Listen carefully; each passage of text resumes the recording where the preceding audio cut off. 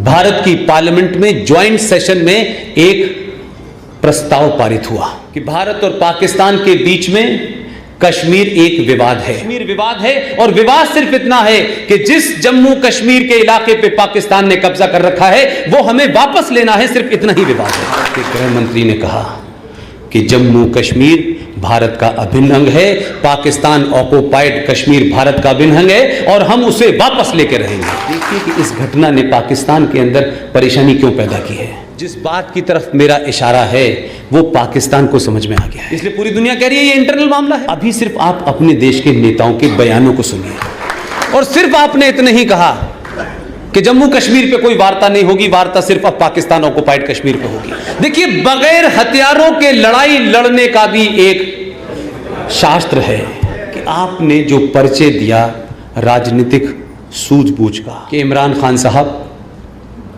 श्रीनगर की चिंता छोड़ दें, मुजफ्फराबाद बचाएं, तो जो बात इस देश के लोगों को बताई नहीं गई थी तो बताने से ज्यादा मैं समझता हूं मेरी और आपकी जिम्मेदारी थी कि हम तमाम चीजें पढ़ते हैं, वो दिन और वो डेट हमने क्यों नहीं याद रखी, इसकी भी चर्चा मैं लगातार लोगों से कर रहा हूं।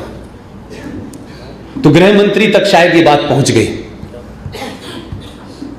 22 फरवरी 1994 1994 22 फेब देश में कांग्रेस की सरकार थी, प्रधानमंत्री पीवी नरसिम्हा राव थे।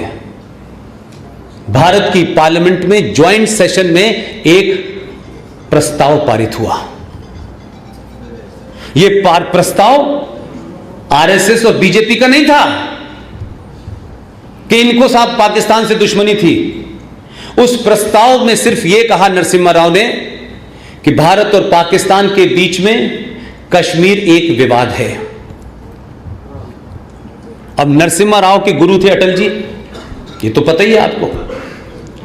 तो ऐसी जगह अटल जी तो बड़ा लंबा पॉज लेते थे, इतनी देर में तो कोई कहीं से कहीं चला जाता था, लेकिन नरसिम्हा राव ने सार्वजनिक तौर में कहा कि मेरे राजनीतिक गुरु अटल जी हैं, लेकिन अपने गुरु से सही टाइम पे पॉज ले लिया उन्होंने और कहा कि कश्मीर एक मुद्दा है भारत पाकिस्तान के बीच में, यही एक विवाद है। और विवाद सिर्फ इतना है, जो पॉज के बाद बोले तो बहुत सारे लोग जो पहली वाले सेंटेंस पे इतने खुश हुए कि लगा कि वो पार्लियामेंट की बेंचेस पे खड़े होने वाले थे, वो बेचारे आधे ही खड़े हुए थे ताली बजाते बजाते। नरसिम्हा राव ने अपने उस प्रस्ताव में जो दूसरी लाइन जोड़ी उसके बाद ऐसा सदमा बैठा कि लोग ताली बजाना भूल गए, लेकिन वो प्रस्ताव पारित हो गया। और दूसरी लाइन ये थी कि दोनों के बीच में विवाद है, कश्मीर विवाद है और विवाद सिर्फ इतना है कि जिस जम्मू कश्मीर के इलाके पे पाकिस्तान ने कब्जा कर रखा है वो हमें वापस लेना है, सिर्फ इतना ही विवाद है।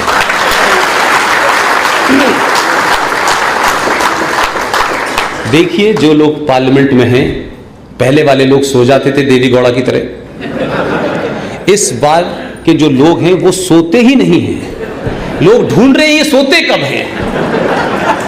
यही सेम लाइन, यही सही सेम बात इस 5 और 6 अगस्त की डिबेट में भारत के गृह मंत्री ने कहा कि जम्मू कश्मीर भारत का अभिन्न अंग है, पाकिस्तान ऑक्युपाइड कश्मीर भारत का अभिन्न अंग है और हम उसे वापस लेकर रहेंगे। अभी तो सिर्फ कहा है, अभी सिर्फ कहा है, कुछ करा नहीं है। लेकिन आपकी शैली काम करने की जो 5000 साल पुरानी थी उसका परिचय जरूर दिया है इस 37 को हटाने में। उससे यह मिलता तो है कुछ कि बात कुछ उस तरफ जा रही है। ये ढंडोरा पीट के नहीं होगा कि हम दाऊद इब्राहिम को लाएंगे जैसे सब्जी मंडी में मिल रहा है, लाया वाया कोई नहीं। ये बहुत सारी बातें हैं। आप काम कैसे करना चाहिए, सत्ता कैसे चलनी चाहिए, देश कैसे चलता है, मैं किसी की तारीफ नहीं कर रहा, लेकिन अगर किसी ने अच्छा काम किया है तो उसकी पूरी ताकत से तारीफ करनी चाहिए। मेरा कोई डायरेक्टली इनडायरेक्टली संबंध नहीं है, लेकिन आप देखिए कि इस घटना ने पाकिस्तान के अंदर परेशानी क्यों पैदा की है। इस पूरी घटना से जम्मू कश्मीर के बारे में जो लगातार सुबह शाम कहा जाता था नहीं बातचीत से हल होगा, बातचीत से, ये दुनिया की सबसे लंबी बातचीत चल रही है 70 साल से। और बातचीत में बातचीत क्या करते हैं, बात क्या होती है और चीत क्या होती है, मैं समझ नहीं पा रहा। कौन से शब्द नए प्रयोग होते हैं, कौन सी नई भाषा बोली जाती है। अगर उस ड्राफ्ट को निकाले तो भाई इस बार क्या नई बात की थी तुम लोगों ने, वो ढूंढेंगे तो आपको समझ में, लेकिन बातचीत चल रही है। बातचीत से हल होगा क्या? इन्होंने कहा कि बातचीत से जो हल होगा वो हमने हल कर लिया। आपने हल करा है तो संकट क्या है कि जो उनके प्रॉक्सी थे, जिनकी जबान, जिनकी भाषा, जो कुछ जम्मू कश्मीर में एक राज, जो भारत में, लोकतंत्र भारत में टू नेशन थ्योरी को रिप्रेजेंट करता था, उस राज के अंदर इंस्टीट्यूशन का इस्तेमाल करके, आपके राजनेताओं की भूख को सेटिस्फाई करके, दिल्ली को घुटनों पे दबा दबा करके जो भी कुछ उन्होंने इख्तियार आपसे हासिल लिए, अधिकार हासिल किए, वो देश के खिलाफ थे। लिहाजा आपने जैसे ही उस पूरी बाउंड्री को रीश्योर किया, जिस बात की तरफ मेरा इशारा है वो पाकिस्तान को समझ में आ गया है, जिसको मैंने अभी बताया कि 370 और 35 से पाकिस्तान परेशान नहीं है। जो उसके प्रॉक्सी बैठे हुए थे, जो हुर्रियत की शक्ल में थे, जो मूसा की शक्ल में थे, जो महबूबा और अब्दुल्ला की शक्ल में थे, जो वही बोलते थे, जो ये तय करते थे भारत सरकार को कि आपको पाकिस्तान से बात करनी चाहिए। एक राज्य की मुख्यमंत्री भारत की सत्ता को बताएगी कि किससे बात करनी चाहिए, नहीं करनी चाहिए, भारत का किस में हित है, किसका हित में नहीं है, ये भारत का प्रधानमंत्री, ये गृह मंत्री, ये रक्षा मंत्री तय करेगा कि जम्मू कश्मीर की मुख्यमंत्री तय करेगी। लेकिन पाकिस्तान की भी वही तकलीफ है कि इन्होंने यूनियन टेरिटरी घोषित करके जम्मू कश्मीर पे सारी जमीन ले ली। अब तो यहां भारत सीधे तौर पे आएगा, तो जम्मू कश्मीर में अब हमारे प्रॉक्सी की दुकान बंद हो गई है। और पूरी दुनिया में जब इस मुद्दे को उठाया तो पाकिस्तान ने भारत को इनडायरेक्टली मजबूत कर दिया। वो बार बार कह रहा है कश्मीर, तो सब पूछ रहे कश्मीर में क्या हुआ, क्या हुआ भाई, कोई बॉर्डर बदल गया, क्या हो गया। अब ये नहीं कह पा रहा है, इसलिए पूरी दुनिया कह रही है ये इंटरनल मामला है। तो अब इंटरनल मामला ये, तो आपने इंटरनल घर अपना ठीक कर लिया है। इसीलिए मैंने कहा कि जिस दिन घर ठीक कर लेंगे और हफ्ते में एक दिन पानी पियाएंगे, उतने में हो जाएगा काम। कुछ और नहीं करना है आपको। किसी पे हमला नहीं किया आपने, बम बनाया हुआ है आपने, आपने सिर्फ यही कहा कि हमने अपना घर ठीक करना था, कर लिया, ये भारत की जनता तय करेगी। तो एक तो आपने कश्मीर के बॉर्डर को रीश्योर कर लिया, कश्मीर की जमीन के ऊपर पाकिस्तान की पैदा किए हुए जायज और नाजायज राजनीतिक दलों की सत्ता को कमजोर कर दिया और संविधान को डस्टबिन में डाल दिया। वहां की नागरिकता के नाम पे हिंदुओं को वहां जाने से रोकने की जो रुकावट थी उसे समाप्त कर दी और उसका मिसयूज करके आपने हिंदुओं को पूरे देश के, मैं हूं या आप हूं, आप सबको जम्मू कश्मीर में जाने के लिए नागरिकता लेनी पड़ेगी, वहां रहने के लिए नागरिकता लेनी पड़ेगी, वहां जमीन करने की नागरिकता, उसको तो आपने कहा कि ठीक है, तो मैं तो चलो इतना भी मानता हूं। लेकिन वो बार बार ये जब कहती थी कि नहीं कश्मीरियत, इंसानियत और जमहूरियत, ये जब वो कहती थी तो मैं ये समझ नहीं पाता था कि इनका मतलब क्या है। ये कैसी जमहूरियत और इंसानियत है कि उस जमहूरियत और इंसानियत के अंदर कश्मीरी पंडित जो उस जमीन पर रहता था उसको तो आपने मार के निकाल दिया, और जो भारत के हिंदुस्तानी हैं उनको वहां जाने से रोक दिया। लेकिन ताज्जुब है कि मुझे आपने जाने से रोका, मुझे जमीन नहीं दी, मैं थोड़ी देर के लिए सब्र कर लेता हूं। लेकिन मुझे बताइए 2008 से 2019 तक बर्मा से चल के रोहिंग्या मुसलमान 98,000 जम्मू कश्मीर में कैसे बस गया। और आप कहती हैं कश्मीरियत, आप कहती हैं हमारे भाई हैं, तो भाई को तो आपने निकाल दिया, जो बचे हुए थे उन्हें चारा बना दिया आपने। और मुसलमान बर्मा से आ जाए, मुसलमान बांग्लादेश से आ जाए, जम्मू कश्मीर में धारा 35 है उन्हें नहीं रोक पा रही थी, हमारे लिए थी सिर्फ। उनके पास राशन कार्ड भी है, उनके पास आधार कार्ड भी है। तो यह साफ एजेंडा है कि आप हिंदुओं के खिलाफ थी। अगर आप ये कहती कि भारत के किसी नागरिक को वहां आने के लिए, बसने के लिए नागरिकता लेनी, यहां तक भी ठीक था, तो फिर रोहिंग्या मुसलमानों को आपने कैसे दी। फिर बिहार और पूर्वी उत्तर प्रदेश से 25 मौलवियों को ले जाकर के आपने वैली के अंदर जो मस्जिदें हैं उन मौलवियों को नागरिकता कैसे दी, क्योंकि वो जहर उगल रहे हैं। लिहाजा पाकिस्तान ने दो बातें कलाबाजी खाई हैं। अभी सिर्फ आप अपने देश के नेताओं के बयानों को सुनिए। नेता वही हैं, ये देश भी वही है, वोटर भी वही हैं, कुछ नए लोग जीत के दो चार आए हैं, बाकी सब पुराने हैं। पाकिस्तान ने कहा कि हमारे पास न्यूक्लियर बम है, तो ये तो हमने कहा कई बार बता चुके हो, कई बार बताया आपने, और हमने टेस्ट करने के लिए 2-3 बार, एक बार उड़ी तक गए, हमने कहा दिखाओ कहां है, तब भी नहीं दिखाया। फिर हम रावलपिंडी से 90 किलोमीटर दूर बालाकोट चले गए, तब भी नहीं दिखाई दिया।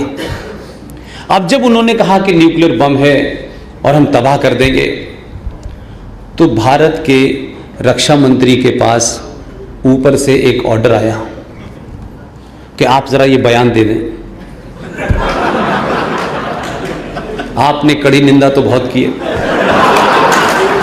अब सिर्फ आप एक बयान दे दें।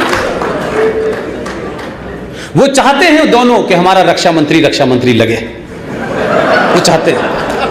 ये बयान वो भी दे सकते थे, इन्हें गृह मंत्री बनाया तो वो बार बार यही करते थे, कड़ी निंदा करता हूं। लोग डर गए, निंदा और कड़ी, निंदा और कड़ी। इस बार रक्षा मंत्री बनाया और कहा कि रक्षा मंत्री होने का सबूत दो। उनको आया क्या बात है, उतनी जोर जोर से बोले अब भारत और पाकिस्तान के बीच में बात होगी तो पाकिस्तान ऑक्युपाइड कश्मीर पे होगी, बाकी बात ही नहीं होगी। वाह, एक ही बार में सारा प्रसाद जग गया। और सिर्फ आपने इतने ही कहा कि जम्मू कश्मीर पे कोई वार्ता नहीं होगी, वार्ता सिर्फ अब पाकिस्तान ऑक्युपाइड कश्मीर पे होगी। ये कहते ही पाकिस्तान के प्राइम मिनिस्टर का दूसरा बयान आया अभी 2 दिन पहले कि नहीं, हम पहले इस्तेमाल नहीं करेंगे। देखिए, बगैर हथियारों के लड़ाई लड़ने का भी एक शास्त्र है। इसलिए मैंने अपनी बात शुरू करने से पहले कहा था 5000 साल पुरानी है, तो बहुत पुरानी, लेकिन 5000 रिटर्न है, उसमें कोई डाउट नहीं है। कुछ शास्त्रों को पढ़ लीजिए, आपको बगैर कहे सब लोग निपट जाएंगे। दूसरा बयान आया कि भारत ने ये जो कह रखा है, न्यूक्लियर पॉलिसी की जो डॉक्ट्रिन है हमारी कि हम पहला इस्तेमाल नहीं करेंगे, अगर जरूरत पड़ी तो हम उसे भी बदल लेंगे। अब सब लाइन में खड़े हुए हैं और उसका नतीजा देखिए। ये मैं आपको इस बात के लिए घुमा फिरा के ला रहा हूं कि आपने जो परिचय दिया राजनीतिक सूझबूझ का, उस दौर में दिया जब आपके बीच में इतनी नफरतें थी, आपको जाति, भाषा, इलाके के नाम पे बांटा गया, दलितों में भी महादलित ढूंढ लिया उन्होंने, कैसे भी किसी तरीके से वोट के लिए कुछ भी करो। तब जब आपने परिचय दिया तो कैसे बदलाव होता है कि जैसे ही आपने अपनी 70 साल की पॉलिसी के बारे में सिर्फ चर्चा की, आपने सार्वजनिक बयान है, अभी कोई उस पर फैसला नहीं हुआ है। जिस मुल्क के प्रधानमंत्री ने, वो बच्चा मौजूद है, उसके नाना थे, उसके नाना भी बेचारे मारे गए, उसकी मां भी बेचारी मारी गई। अब कुछ लोग कहते हैं उसका एक भाई ऑलरेडी दिल्ली में है। उस बेचारे ने बयान दिया भी। अब उस बयान से उस मुल्क की साइकोलॉजी के ऊपर कितना टेरर है, इसको समझिए। वो बच्चा कहता है जिसके नाना ने यह बयान दिया था कि हम 1000 साल तक अगर हमें घास खानी पड़ी लेकिन हम बम जरूर बनाएंगे, तो बम तो बना लिया, घास खाने का समय आ गया है। उसके नाना ने जो बयान दिया, उस परिवार के बच्चे का नाम है बिलावल भुट्टो। वैसे आपके मुल्क में भी एक बिलावल भुट्टो है, दोनों बराबर से एक ही सी हरकतें करते रहते हैं, लेकिन उसने एक ईमानदाराना बयान दिया। वो बड़ा लीडर है, उसकी पार्टी ने रूल किया है पाकिस्तान में, 3-3, 4-4 बार सरकारें बनी हैं, इसलिए आप इग्नोर नहीं कर सकते। वो भावी प्रधानमंत्री है वहां का, जैसे यहां के हैं। उसने बयान दिया है, अभी ओपनली कहा है, यह हमारी यंग जनरेशन को सुनना चाहिए। उसने कहा है कि इमरान खान साहब श्रीनगर की चिंता छोड़ दें, मुजफ्फराबाद बचाएं। अब मैं आपसे सिर्फ इतना ही तो कह रहा हूं भाई कि जरा 5000 साल के पुरुषार्थ की तरफ ध्यान दें और अपने होने पे गर्व करें, और कौन अच्छा लगेगा कौन बुरा लगेगा इसकी चिंता छोड़ दें।